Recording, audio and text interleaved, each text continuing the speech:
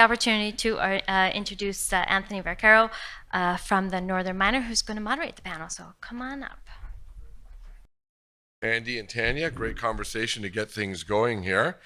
We'll try and do our best to carry that momentum forward. Happy to be joined by Peter Bell, CEO of Northwest Copper. He is immediately to my right. Next to Peter is Sam Lee, CEO of Northisle Copper and Gold. And then finally on the far right is Martin Turenne. He's the CEO of FPX Nickel. All right, to get things going, why don't we just quickly go down the horn and you can tell your audience just in an elevator pitch quickly about your flagship project in BC and what you're up to. We'll start with you, Peter. Sure, thank you. I'm Peter Bell, CEO of Northwest Copper. I will start by acknowledging the territories the nations whose territory we work in, which is Takla, Seketene, Nikazzli, and Gitsan. And our flagship project is the Kunika Stardust project. We just put out a PEA on it about a month and a bit ago. And our kind of growth of 2023 is trying to incorporate our nearby Lorraine project into our Kunika Stardust flagship. So copper gold in BC, just between Mount Milligan and Camas. Excellent, thank you. Sam, over to you. Hi, I'm Sam Lee. I'm President and CEO of Northisle Copper and Gold. We're on the traditional territory of Quetzino First Nations, Kaklexikwala, and the Kwaguth. We have a copper and gold porphyry that has defined over 5 billion pounds of copper equivalent in indicated resources, an additional 3 billion pounds in inferred.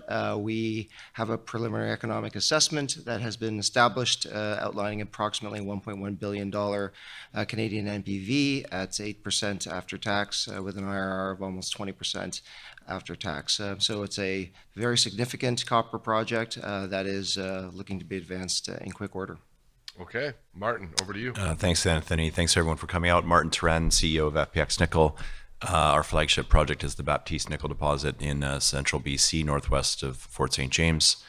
We have exploration and development agreements in place with two nations on whose traditional unceded territories the project footprint sits. Those are the Clausen Nation and the Pinche-Wutun Nation.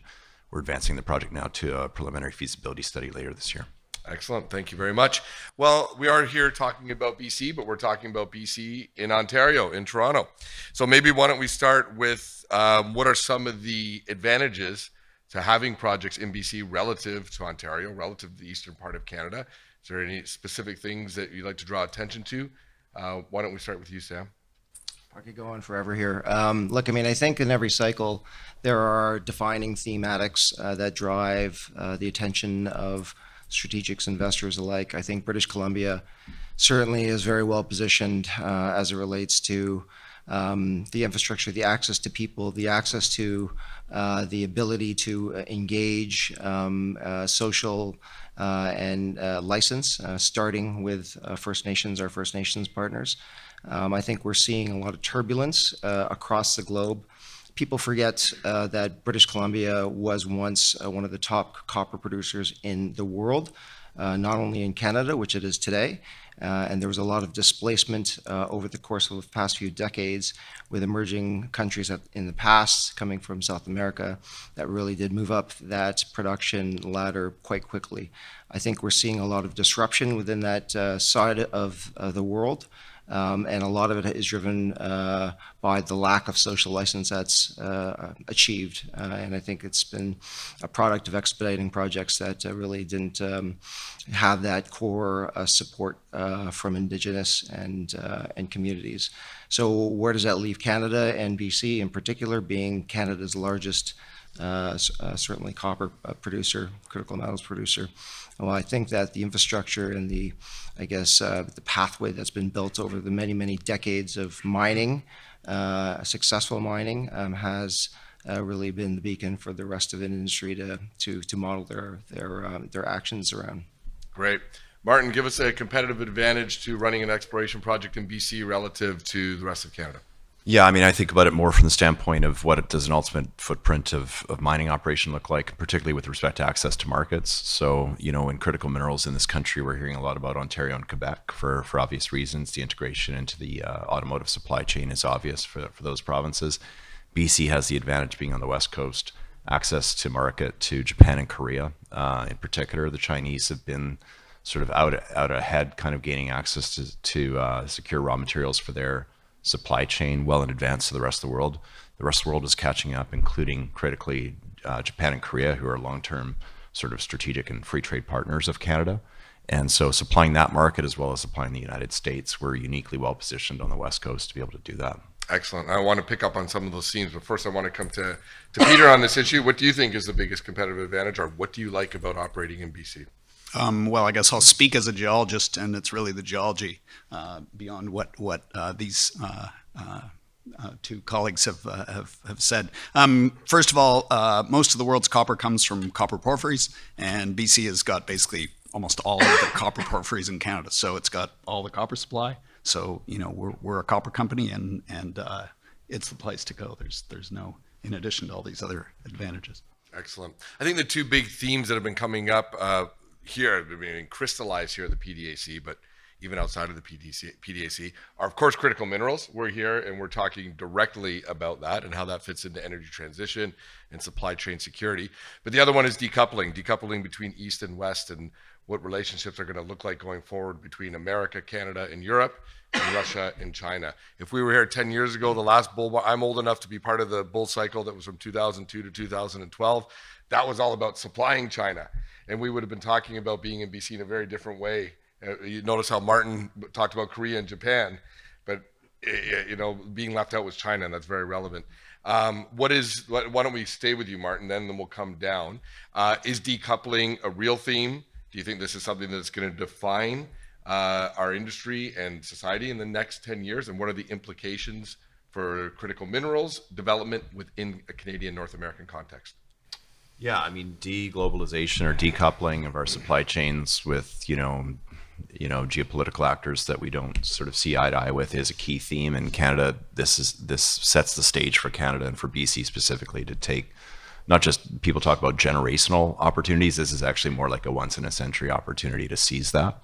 And we know that we need these minerals in order to affect this low carbon transition. We know they're going to come from somewhere. There will be EVs on the road. People will continue to use cell phones. And so why not have them come from Canada, from BC, where we adhere to the highest standards with respect to partnership with local communities, environmental standards, and the like.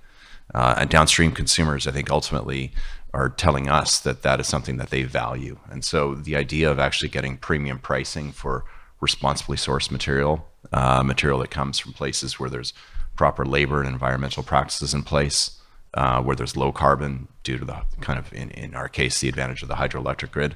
These are all key strategic advantages. We just need to make the investments to get new production online, and we will be able to kind of access premium pricing for made in Canada products going forward. Excellent. That's encouraging to hear. I sometimes fall into the bad habit of defining the decoupling as East and West as shorthand. But of course, Japan, Korea, they are technically in the East, but we don't think of them as aligning with China. Sam, is there going to be enough demand out of Japan and China and Korea? Are those relationships strong enough? Do you see a lot of your product and metal flowing that way? Well, when we talk about decoupling, I don't think this thing is on. Sam, can we get a little volume on Sam's mic? Nope, we're all shut off. There we go. Our time is up. You're good now. Okay. You're good.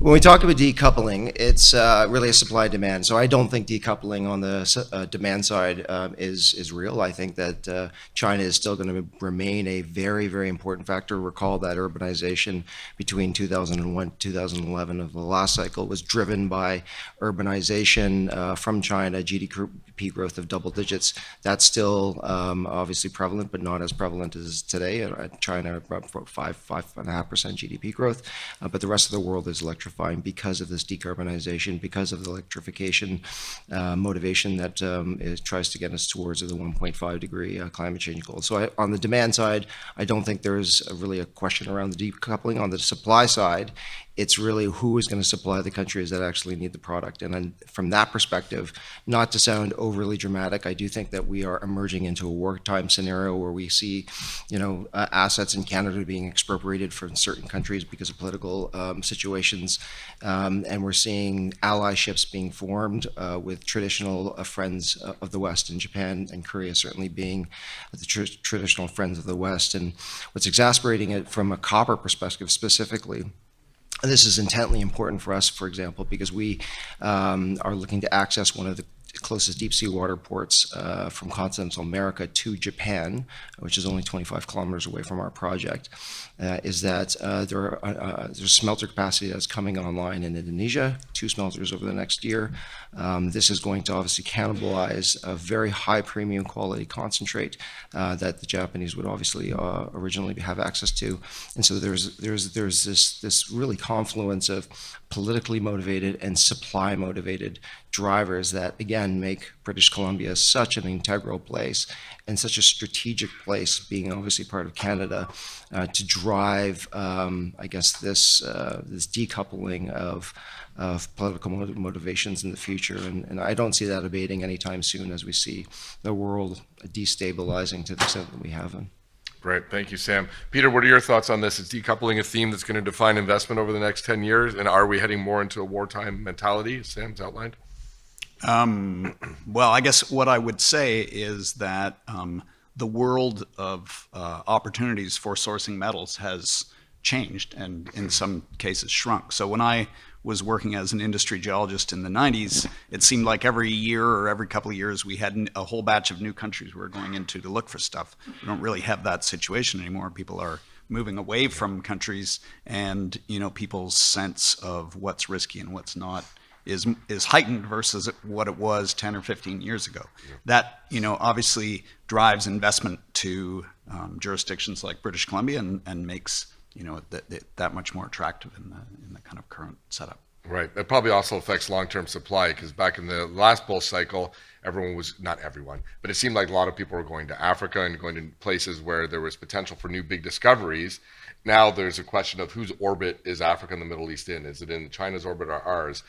You guys are in BC, you don't have to worry too much about that, but do you think that puts even more upward pressure on copper and nickel prices going forward? Bit of a softball there, Anthony. Maybe you have a contrarian opinion. You never know. Yeah, I mean, I think it maybe harkens back. My interest is more on, will you have bifurcation of pricing on metals based on how they were sourced? Yeah. And my sense is that you will. In the same way that people are willing to pay more for locally sourced produce or organically grown coffee beans and that sort of thing, that same consumer behavior, I think, will feed into other aspects of people's lifestyles, and that will actually benefit Canadian mine production.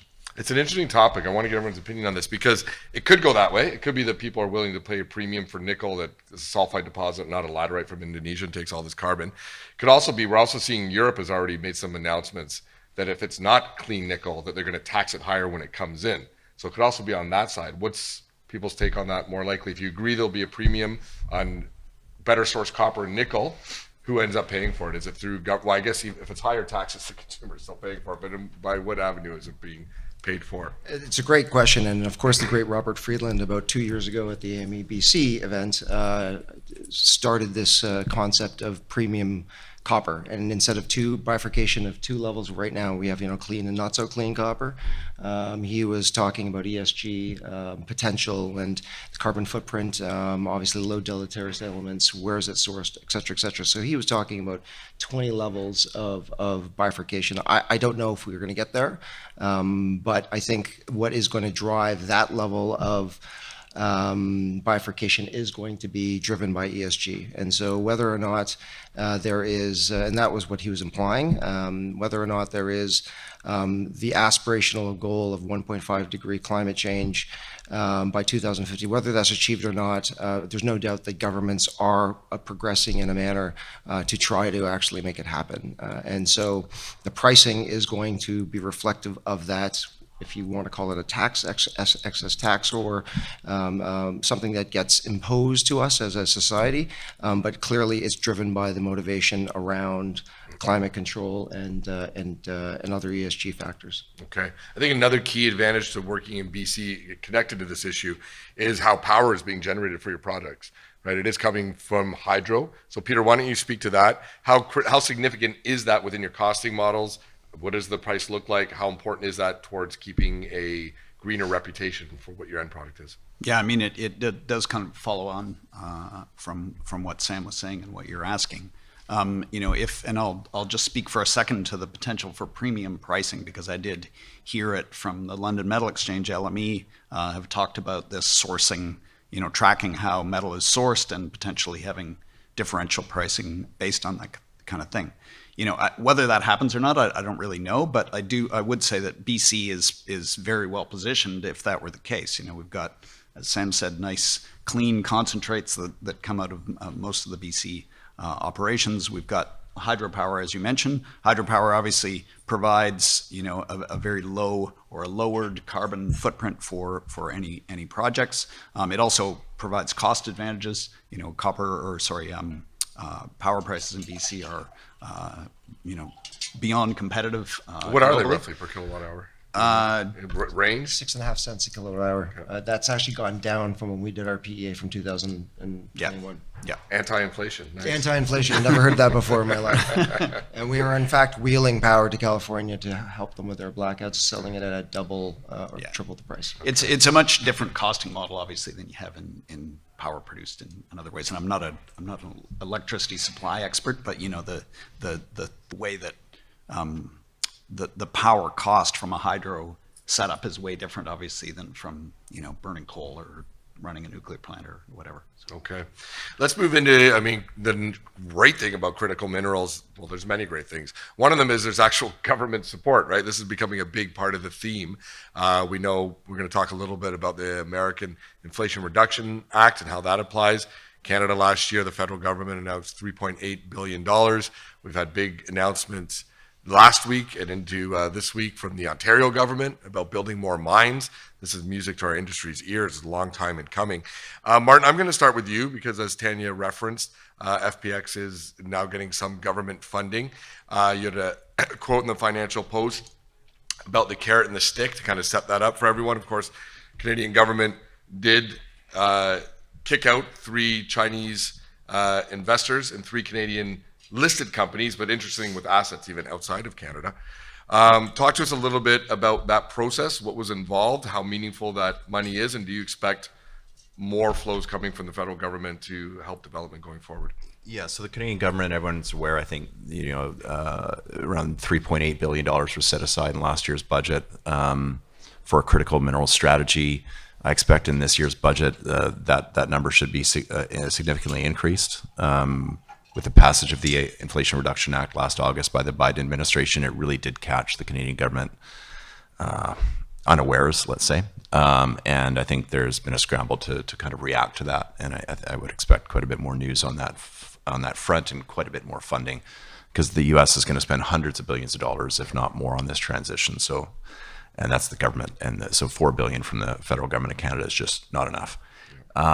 We've accessed a small amount of funding, less than $1 million, to continue to demonstrate our ability to produce battery-grade nickel sulfate from our deposit. So very grateful for that. And there are other opportunities we're aware of that we're going to pursue as well. And I think broader opportunities will be introduced as part of this year's budget. If you're going to take away potential investment sources, potential sources of capital from China, for example, as a citizen of Canada, I understand exactly why that's been done. At the same time, the government, therefore, if they're going to impose their will in the capital markets in that way, they also need to provide those carrots in the way of funding. Sam and I, our companies, and a few other companies submitted a response to the federal government's critical mineral strategy last year, really calling for the government to expand the flow-through tax regime to broaden the definition of what's allowable. As most people in this room probably know, what's allowed under flow-through in terms of eligible expenditures are really designed targeted at grassroots early-stage exploration. But when you get into doing engineering studies, metallurgical test work, engagement with communities, geotechnical evaluations, et cetera, everything through the feasibility study. None of those costs are actually covered under the flow-through regime. So I think personally, that's a great mechanism. With a stroke of the pen, you don't have to create a new program. You broaden the list of what's allowable, and that would actually be a market mechanism. It wouldn't be the government picking and choosing winners to give money to. Yep. It would still allow the market to decide which projects get funded or not. What kind of reception did you receive, if any? Did you get feedback from the government? Is this likely? Can you put a probability on it? Yeah, I think maybe the two most tangible effects have been, one, the critical metals additional tax credit, the 15% additional tax credit that's allowed us to access charity flow-throughs at a very significant premium. So we were one of the first to raise capital using this construct, raising $7 million at a 60% premium from the back-end buyer. So that's been exceedingly helpful. But of course, as Martin points out, we would love to be able to access that structure for development opportunities to expedite the process of developing our project.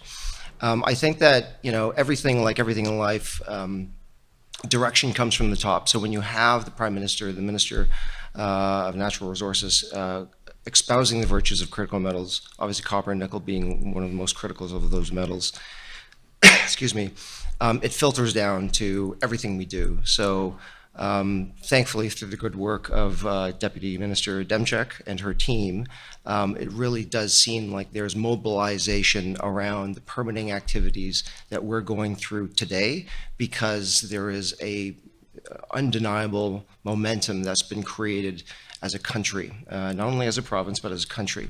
And we're seeing that affect the nature of, the engagement that we're seeing at the government level. Of course, as we say, and as we've proven to, a lot of our constituents, we fundamentally have to build lasting relationships with our First Nation partners. But when you have that ability to go to the government arm in arm with our First Nation partners and have a package that has received consent already, versus having it being referred back to First Nations and having them opine on it, I think that is exceedingly powerful. It's being clearly recognized at the government level, and it's really encouraging the expeditious nature of our permitting process as we go through it. All right, great. Thank you very much. And just for any audience members that we'll just clarify for everyone. So the critical minerals exploration tax credit, the CMETC, is at 30%, and for other metals, gold, silver, the METC is at 15%. So it is significant. Peter, is this the type of financing that Northwest is considering tapping into, or has? Yeah, I mean, you have to take advantage of this as an issuer in the stage that we're at. I mean, if you think about companies like ours, probably the biggest challenge, or the most kind of ongoing thing all the time is financing and trying to move your project forward. And I agree with Sam and Martin that we've got some emphasis on the front end of the process, the early stage stuff, but we really don't have anything for actually building mines or doing the study part that comes after the critical minerals part. So that is a great first step, but it's not the only thing. I would add, though, that I'm encouraged, as Sam said, because I've been in the mining business since 1988, and certainly through most of my career, it's not very common to hear the Prime Minister come out and say that he would like to see the permits and mines develop more quickly. That's not something we're really used to in this country. So, it takes a while for that maybe to turn into reality, but it's certainly a welcome change and voice from the government. Excellent. Let's stay with you for a second, Peter, because Martin referenced that difference. I mean, 3.8 billion didn't look too bad until it was hundreds of billions from the IRA. When it is that much money that the Americans are putting in, we have to examine the risk opportunity kind of equation on that. What are the risks to Canada when America is being that aggressive? What are the opportunities? Where do you think the scales tilt more towards? Yeah, so again, one of the biggest challenges for pre-production companies is and probably always will be raising capital. So the ability to access capital is key to be able to really do much of anything. If that program is set up in such a way that it's actually that American projects get funding way more easily, or they have a lower cost of capital than we have in Canada, that certainly puts our projects in our province in a more difficult situation. I think the potential, there's some discussion around, that friends of the U.S. are potentially part of this. I don't think the U.S. is going to meet all of its critical metals needs by relying solely on the U.S. In fact, I'm sure that's impossible. So, to the extent we can tap into that money as well, anything that kind of brings down the cost of capital and allows companies to access it is potentially helpful. Great. I mean, it might be difficult for the Canadian government to match on a dollar for basis the IRA, because America is a bigger, more powerful country. But there's maybe strategic and surgical things the Canadian government can do. To Martin's point, when they come back, they are going to have to come back with something. Permitting might be a really great area to start if that's a place that they think they can make a big impact on. I alluded to it off the top. The Ontario government has this new policy about building more mines and trying to streamline the mining process. Why don't we go back to Martin, then we'll come to Sam. Martin, what are there things that Ontario is now doing that you feel that the BC government should be following along on, or what's the situation?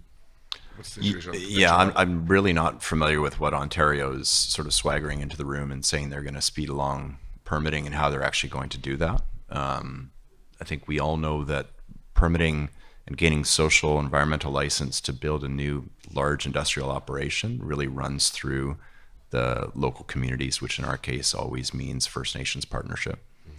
And so I don't think it's, I think, listen, the provincial governments and the federal governments can do more in two ways. One is they can have, better funded administrative bureaucracies with more people working on these files, so you don't have a single point of contact who's trying to manage 10 files through the permitting process at once. So there's investments that can be made in that regard that are being made, both federally and provincially. And secondly, money, I believe, needs to be flowing from both the province and from the federal governments to First Nations themselves so they can build capacity. If I wanted to build a mine in your backyard, you would probably want to say, hold on, what is this going to mean? And let's take our time here and let's evaluate this together. And if you don't have the capacity, you're a busy guy, you've got a job, you've got a family, you've got other things going on, you're going to need support in order to evaluate the project that I want to build in your backyard. And government can play an important role in really assisting in building that capacity within nations. It's such an important topic, so I do want to go down the line. So Sam, the same one to you. Some great insights from Martin. What can the government do realistically, pragmatically, to help in the permitting process? Yeah, I don't view this as a government issue. I'm going to just mirror exactly what Andy and Tanya said before, right? It starts with First Nations. It starts with a change in perspective. It starts with a change of approach. We just struck a deal with the Quetzino First Nations group in December that we believe is quite a unique approach in the sense that, as Tanya alluded to, we receive consent before we even go through the permitting process. So I think right now the general practice is to consult, but our practice is to receive consent. And so it quite frankly expedites the permitting process when you have that consent. And if you don't have that consent, your permitting process is going to get stalled anyway. So we're front-end loading that. It took a few months for us to get to that agreement, but we believe that this is an approach that is going to be the model for how we receive our permits and do business in British Columbia. And currently we are an exploration company, so the consent that's required is probably smaller. It certainly is a smaller feat than a developing project. We recognize that, but you have to start the relationship somewhere. You have to have a framework at some time, and this is the framework we want to establish. Go arm in arm with our First Nation partners when these more complicated decisions come up, and be able to present our options wholly and completely. Okay. Peter, are you in agreement? Is permitting less of a government issue and more of a company building stronger consent base relationships with Indigenous groups? Well, I think I agree with Martin's comment on the government. It would be helpful, or it is helpful, for the government to improve its capacity to move things forward and take care of the government part of it.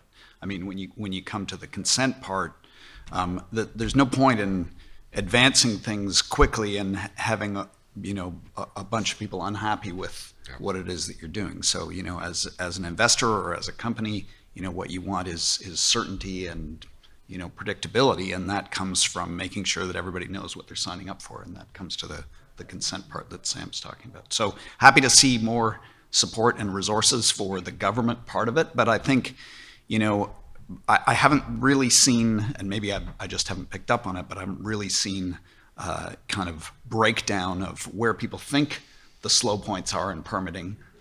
Well, all I've heard is people say it should be faster, but we don't really have a kind of roadmap for it. Okay. Well, I mean, consent-based resource development obviously is key. We're not going to get to where we need to get to as an industry or as a nation unless we really tackle that. We've talked.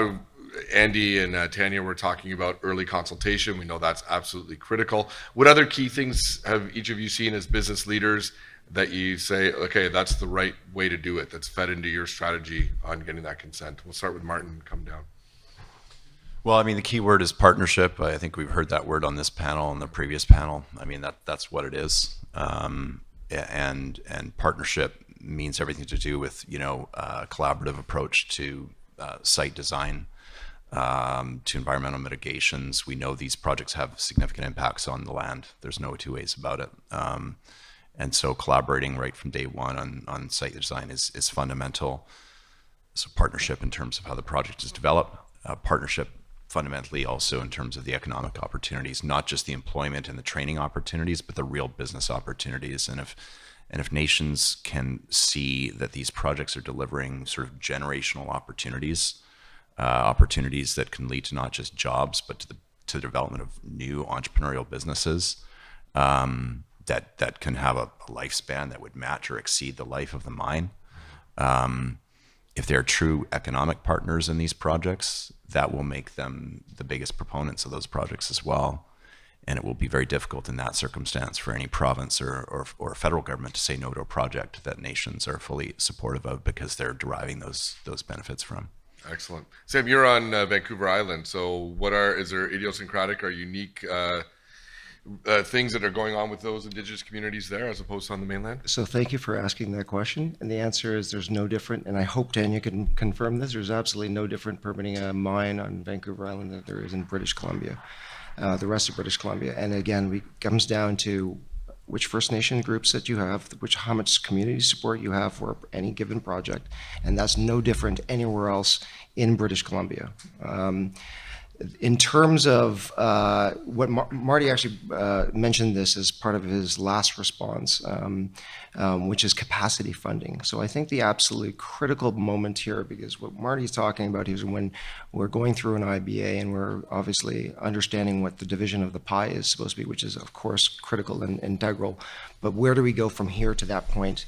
And that to me, the most critical point of it is capacity funding to enable the First Nation partners to understand exactly what you're doing and have the capacity to assess it on a technical level. So as part of this agreement we have with Quetzino, for example, we have formed a JIC, a Joint Implementation Committee, two of whom are going to be housed by Quetzino First Nations. The other two are for us. We will capacity fund their ability to understand our project, and that to me is integral to have obviously a trusting relationship going forward. A lot of these nations do not have the capacity to go down the road of assessing these relatively complicated projects. So this is one of the key elements that Marty alluded to that we have actually lobbied for to some extent the federal government to help provide that capacity for First Nations that quite frankly don't have the capacity for these types of projects, and that would really help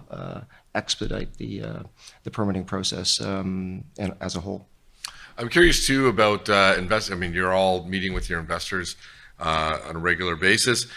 Do you notice, like, is it front of mind for investors as well on consent-based resource development? Are you hearing those questions more, or is it still just the economics that matter?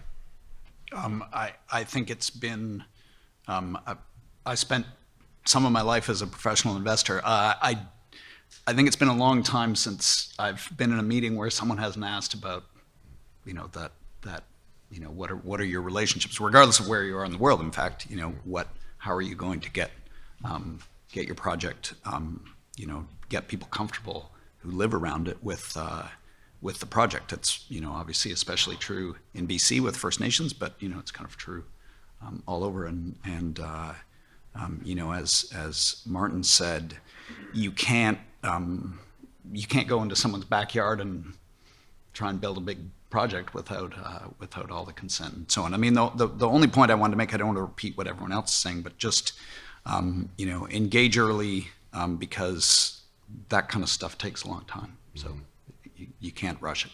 Excellent. I want to talk a little bit about water.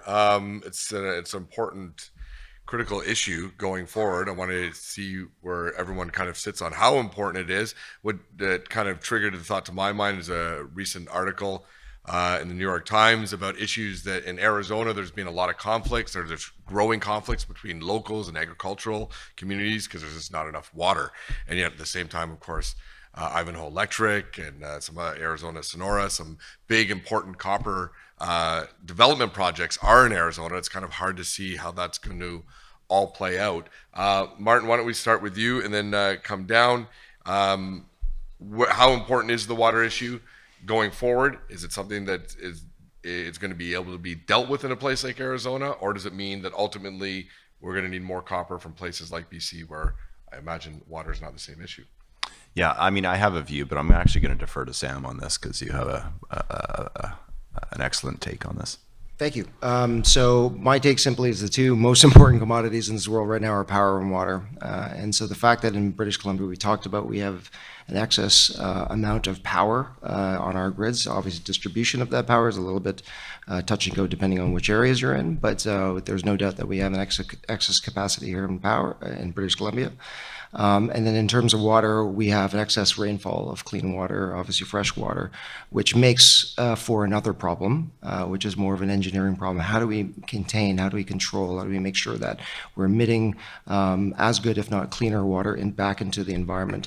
But the take I think Marty's referring to is one that I always say to majors and strategics alike, is that I'd much rather build a $200-300 million water treatment plant than a $4 or $5 billion desalination plant, which is what's required in these regions that don't have access to fresh water. And I'm not going to specifically name regions or countries, but that is an absolute fact. And these capital explosions that we're seeing in the industry are predominantly driven by these desalination plants that explode from $2-3 billion to upwards of $7-8 billion.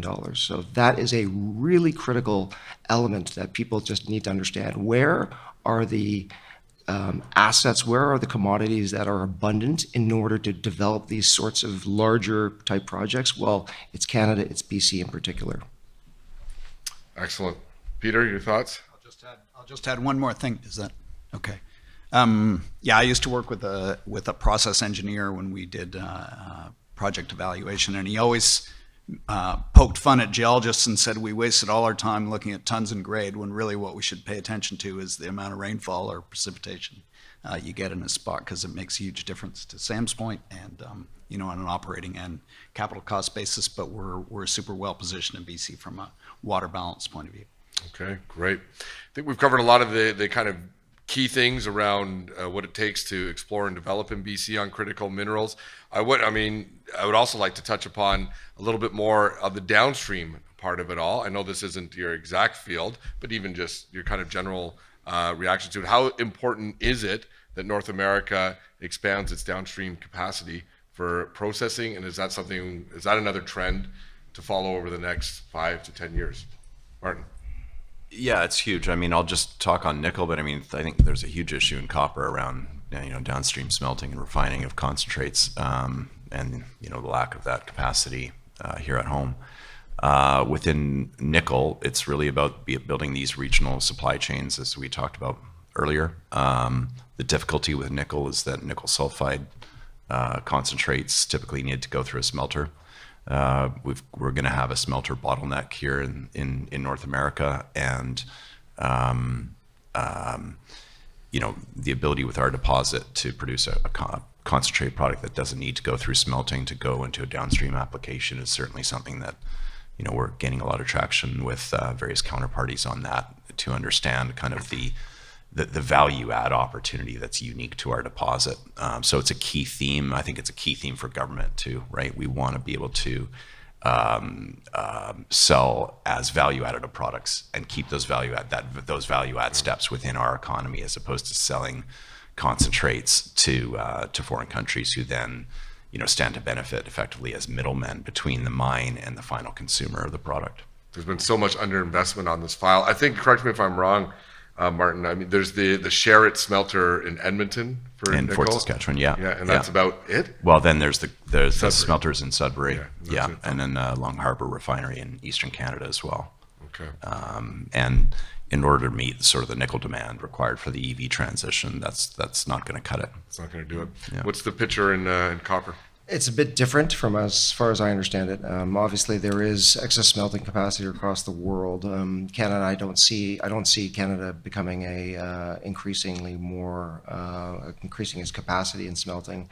I think that, as per the discussion we had before around decoupling and perhaps focusing on selling your concentrate to countries that already have very developed infrastructure, such as the Japanese, is critical. And then the next question then for companies like us is how efficiently and economically, environmentally, we can ship that concentrate. And so your carbon footprint is going to become a pretty big part of that equation. Again, our project is located 25 kilometers away from the closest deep sea water port from continental America to Japan. So that, from our perspective, is a good way of minimizing the carbon footprint for our concentrate, our product. And as I had mentioned before, it's a pretty competitive environment for high premium concentrate with strong friendly countries like Japan and other Asian companies. Okay, great. Peter, anything to add on downstream? Yeah, again, I'm also not an expert on smelting, but there is a lot of copper smelting capacity in China. If for whatever reason we're not able to access that, it changes the economics of the whole copper business. So it's Important issue to watch anyway, for sure. Okay, that leaves us just a couple minutes. If there are any questions from the audience, now is your opportunity. Anything for our panel? Yes, go ahead, sir. Yeah. Tell us about inspectors. Inspectors can, I heard there's a lot of inspectors in Canada, and some of the mines get trouble from the inspectors. Tell us about the power of inspectors from Ottawa. Anyone want to comment on that? Yeah, I don't have any perspectives on inspectors from Ottawa. I mean, we work with mines inspectors with respect to our exploration activities, and in BC, these are BC government employees, and we found them very collaborative, and they sit between industry and local communities and try to do right by both. So we've had positive experiences by and large. They're, the only complaint is maybe sometimes there aren't enough of them. I want to add a couple of words. I heard that some inspectors can cause an awful lot of trouble. And example, one man had an investigation for income tax from the federal government, and he stopped his work in mining in Canada and he went somewhere else. So the inspectors can cause a lot of trouble if they think they found some guy who's a crook. So as a return, you could warn the government in Ottawa not to make trouble for our mining company. So perhaps if I could address that, and it goes to my previous comment around political will. When you have political will revolving around critical metal strategy that we have, you do get this cascading effect of everyone from the ministers down to inspectors that want to ride with the tide of the overall country strategy. And I think that's where we are today. We are seeing incredible rhetoric around political will, around critical metals, and similar to Marty, we've had nothing but just really good engagement with our inspectors, because they understand that this is part of the overall strategy, not only in the province, but over the country as well. So things might be changing for the positive on that front. Do we have one question there? Just last one? Yeah, sure. I think maybe Sammy might touch on this a little bit when we're talking about capacity within the communities. But as far as access to talent in the industry in BC, we talked a bit about that and some challenges and perhaps ways the government, because we may not be able to outspend the US, maybe we can incentivize increasing talent and access. Great point. Can everyone hear that? I mean, thank you, because we should have picked up on that. It's one of the most critical issues right now. People. How are we getting the right people to actually drive this going forward? I personally think as a region, BC is second to none in terms of accessing engineers, geologists, metallurgists, et cetera, finance, raising capital, just because we have been established for over many decades. Having said that, the question then goes even to more of a municipal level, like the regional levels is fine, but in the areas that we work right now, for example, we're looking at employing 500 direct and 2,000 indirect workers in and around Port Hardy. And Port Hardy is a mining town. It's a town that was developed in terms of mining, fishing, forestry. And it has a capacity to house those people, but those people don't exist today. So there is absolutely the need for, and certainly as we heard Andy say, that there's well over 50% of the workers at the Bruce Jack mine at Ascot are First Nations, but in order to get that level of success, there has to be an educational program put in place in the region, in the areas that you actually work in, which is a much harder nut to crack, because then that requires even more capacity, for which junior undercapitalized mining companies only have so much. And so that's why we are charging the government, federal and provincial levels, to help us solve the problem of reconciliation in critical metals. There's a beautiful point of intersection right now that exists that we can really if we work together, we can actually accomplish this, but it is Herculean in task. Great. Okay, we're out of time. We'll have to leave it there.